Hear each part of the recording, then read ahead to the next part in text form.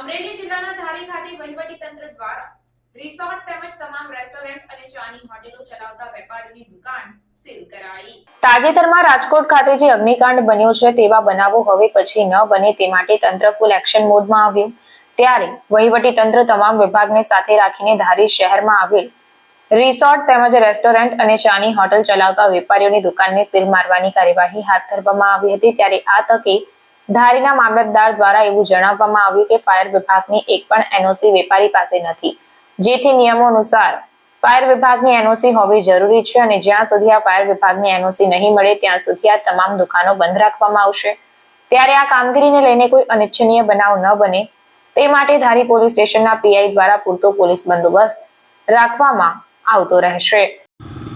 ગઈકાલે માન્ય કલેક્ટર સાહેબ અજય દહિયા સાહેબ તેમજ પ્રાંત અધિકારી શ્રી જાડેજા સાહેબના માર્ગદર્શન નીચે અમારી મામલતદાર ઓફિસની ટીમ ગઈકાલે સાંજથી અમે ધારી તાલુકાના વિવિધ રિસોર્ટ રેસ્ટોરન્ટ ધારકો કે જે કોઈ પણ લોકો પરમિશન વગર ચલાવી રહ્યા છે એમની સામે કાર્યવાહી કરવાની સૂચના મળેલ હતી। જે અનુસંધાને ગઈકાલે અમે 7 થી 8 જેટલા રિસોર્ટ તેમજ રેસ્ટોરન્ટો સીલ કરેલા છે અને આજે પણ એ કાર્યવાહી ચાલુમાં છે।